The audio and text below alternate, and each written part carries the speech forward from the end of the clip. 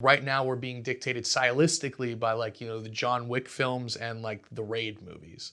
I think that's kind of where like, at least where I'm like, that's what I think of when I think of like this generation's action stuff. James, tell us about your decision as a director and a producer to move from horror into action films. So I really started like deciding I wanted to do action movies because I just started noticing like there's not really like a lot of like super low budget action movies. And I'd hit this wall in horror where like, you know, I kind of had to like reinvent myself because I was making like, 150, 200,000, $300,000 horror movies. And what would happen is, producers would be like, oh, how much did you make this for? And I'd tell them and they'd be like, wow. Like I used to think people would be like, oh, he made it for $200,000. Imagine what he could do with 3 million. But they'd be like, oh, he made it for $200,000. This guy's good at $200,000. Let's give him $200,000. So I was like, oh crap, I need to like, go up higher. And I wanted to work with more name talent, like more recognizable name talent. And so I was like, okay, well, action, my friend was making action at the time and he was getting like big names. And so I was like, okay, that's the way to do it. Go into action. And so I went over towards action and immediately like budgets go up and you're able to get more name talent because you're making an action movie. And I guess they know that you have to have a certain amount of things to do an action movie. So the budgets are higher typically. Horror you can make much more contained in a house. And that's not to say there aren't more contained action, but typically, you're going to be able to attract bigger talent and more money. So with horror, you know how you have to have a scare within a certain amount of time and then scares in between or kills Yeah, you every pretty much have to have something going on every 10 minutes in a horror movie Oh, okay. to engage the Okay. audience. And you want to open up with like a stinger of like some scary thing happening in the first like few minutes. Well, with action, what are those sort of, tried and true rules that you have to have, like So an as explosion? as crazy as it sounds, you got to have some type of action moment in the first like 5 minutes of the movie, and then you got to have stuff every 10 minutes. So it's it's almost literally the exact same thing. You're just swapping out action for horror. I would assume it's the same for comedy. You got to have something really funny happen in the beginning, and then you have jokes every like a good amount of like set piece jokes happening every 10 minutes.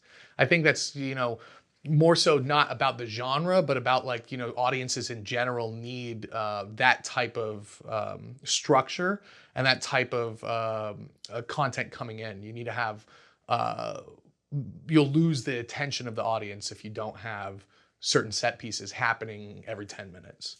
A lot of the slow burn stuff that people like, I know a lot of times when I'm talking with other filmmakers, they're like, oh, I love the movies like The Witch and this and that, and I love those movies too, but those are like the exception, not the rule, if that makes sense. Those are the ones that like went to Sundance and got like a big following and did well. Typically audiences want stuff that hits the certain beats so that it keeps their attention. Especially when we're in this AVOD world now with stuff like Tubi, where your filmmakers are getting paid by how long somebody watches the movie, not by if they rent it. So you want stuff happening that keeps their attention and keeps them watching the full amount of the movie. Have you ever sort of broken down the psychology of the horror audience member, the horror enthusiast versus the action film enthusiast? Like, who are those people? Can they ever cross over? No, I haven't, but I feel like it kind of has some crossover for sure. Because I mean, like a lot of the action movies I loved, from the 80s and 90s, had a lot of similarities to the horror movies I loved. They had like nonstop, blood and gore and craziness. I mean, you look at like any of like the Paul Verhoeven films, like you look at like RoboCop. I mean, that's kind of like an action and a horror movie in its own right. You look at stuff like Demolition Man, like that has like this sci-fi element. So there's a lot of crossover, I think.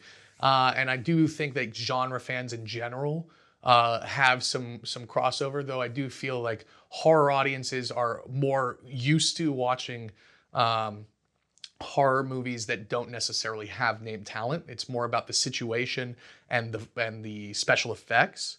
Whereas like action audiences like seeing like the person that they like seeing kick ass. Right. And you said that you love the 90s, even though you're a child of the 90s, but Yeah. there's something You're very drawn to I it. feel like a lot of people could tell because my casts, I usually cast people from the 90s. Like I go after like 90s names. I go after people that like were super cool when I was like watching TV and I'm like, oh, that's cool. Like, or like when I was watching like movies, like I go after the stuff that I grew up on. I think like, 80s and 90s is like really like where I'm really most keyed in as a filmmaker.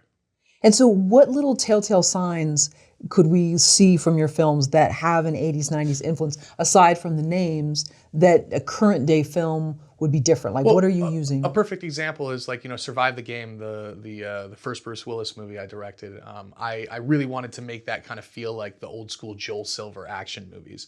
It didn't take itself too seriously. It's nonstop action. There's a lot of jokes. It's supposed to be funny, and it was like I almost like went like okay, almost like The Last Action Hero. Chad Michael Murray's character falls asleep, and then when he wakes up. It's almost as if he's waking up in his own action movie. So like everything is larger than life, full of cliches, and like I'm kind of playing towards that like 90s sensibility. And then on top of that, I'm using like a lot of like 90s like famous songs, like well not songs but artists. So I had like some DMX music in there. Who I was friends with DMX before he passed away. We did a couple projects together, and I just kind of thought.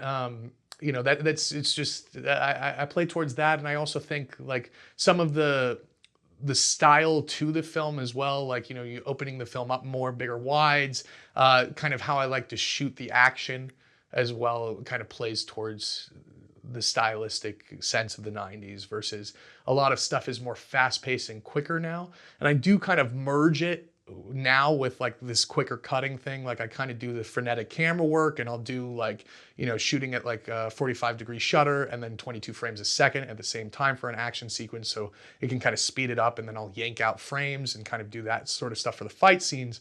But I kind of do that in the scope of also kind of keeping like 90s colors and framing, if that makes sense, and I think that's kind of a little bit more fun.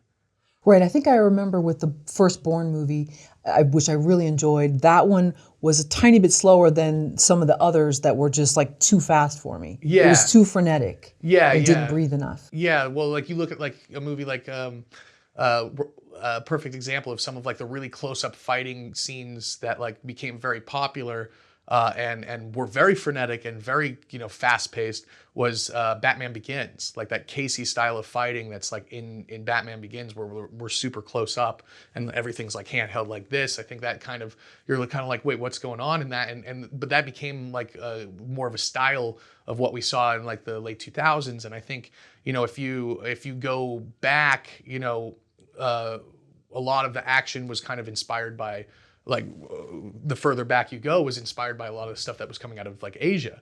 So I think, and that was like much more seen in the wide because you wanted to see the person actually doing the stuff, if that makes sense.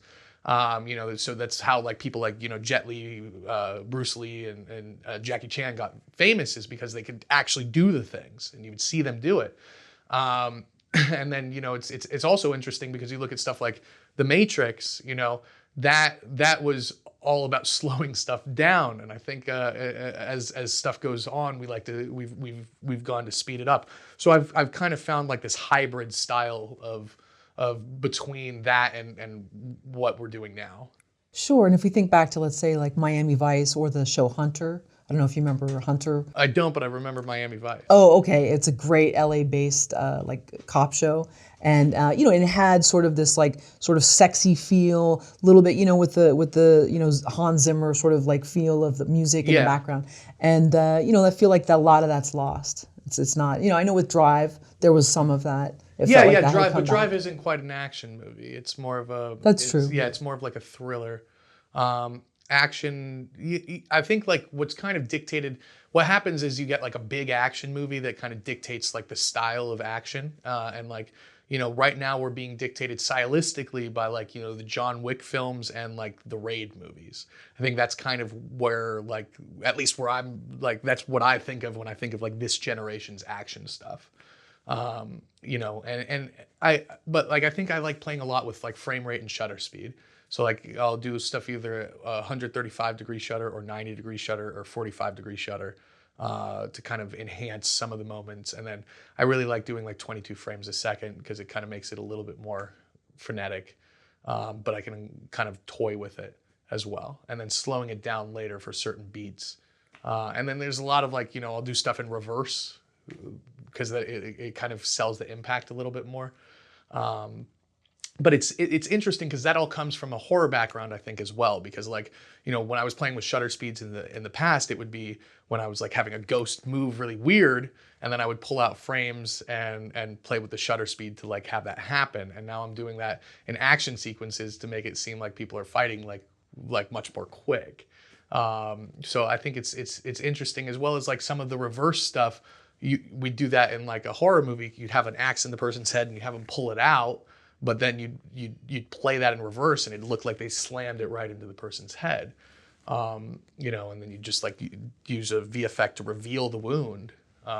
So I think it's kind of interesting. A lot of it is similar in style. Like you could take some sensibilities, and also sometimes maybe people see some horror sensibilities in the action movies that I'm making, because I do like building tension before a fight in a lot of it, and a lot of that is playing towards some of the sensibilities I learned from like a horror movie, but instead of like a ghost popping out at the end, like a person pops out and they get into a fist fight.